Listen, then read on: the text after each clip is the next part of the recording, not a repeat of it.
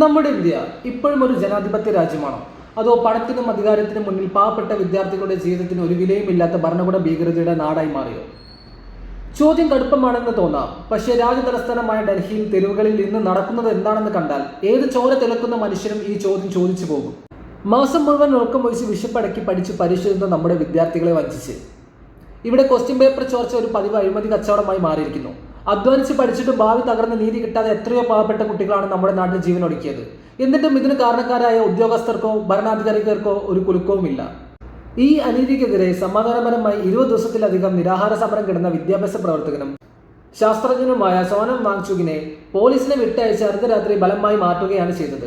എന്നാൽ പോരാട്ടം തളർന്നില്ല. Cockroach Janata party പ്രവർത്തകരും കേരളത്തിലെയും പഞ്ചാബിലെയും കോൺഗ്രസ്, CPI, CPM തുടങ്ങിയ പ്രതിപക്ഷ നേതാക്കളും കർഷക യൂണിയനുകളും ഈ പോരാട്ടത്തിന് പൂർണ്ണ പിന്തുണയുമായി രംഗത്തെത്തി. എന്നാൽ നമ്മുടെ ഇന്ത്യയിലെ വിറ്റഴിക്കപ്പെട്ട മാധ്യമങ്ങൾ എന്താണ് ചെയ്യുന്നത്? സമാധാനപരമായി സമരം ചെയ്യുന്ന വിദ്യാർത്ഥികളെ ആക്രമികൾ എന്ന് തെറ്റായി ചിത്രീകരിക്കുകയാണ് അവർ. എന്നാൽ വിദേശ മാധ്യമങ്ങളാണ് ഇവിടെ നടക്കുന്ന യഥാർത്ഥ സത്യങ്ങൾ പുറത്തുവിടുന്നത്. പോലീസ് വ്യാജഗുണ്ടകൾ ചേർന്ന് വിദ്യാർത്ഥികളെ തല തല്ലിപ്പൊളിക്കുന്നതും ഇന്റർനെറ്റ് വിച്ഛേദിച്ച് ജനങ്ങളുടെ കണ്ണ് കെട്ടാൻ നോക്കുന്നതും അവർ ലോകത്തോട് കാണിച്ചു കൊടുക്കുന്നു.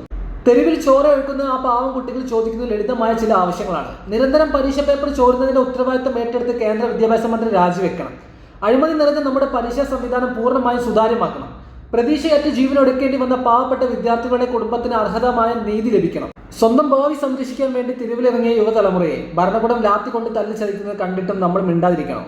ഓർക്കുക, ഇന്ന് ഈ അനീതി അനുഭവിക്കുന്ന ഡൽഹിയിലെ വിദ്യാർത്ഥികളാണെങ്കിൽ നാളെ ഇത് നമ്മുടെ വീട്ടിലെ കുട്ടികളുടെയോ ജീവിതമായിരിക്കും തകർക്കുക. നമ്മൾ ഇന്ന് ശബ്ദം ഉയർത്തില്ലെങ്കിൽ ഇവിടെ പാവപ്പെട്ട വിദ്യാർത്ഥികൾക്ക് ഒരിക്കലും നീതി ലഭിക്കില്ല. ഈ അനീതിക്കെതിരെ നമ്മളെല്ലാവരും ഒറ്റക്കെട്ടായിട്ട് നിൽക്കുക. ജയ് ഹിന്ദ്.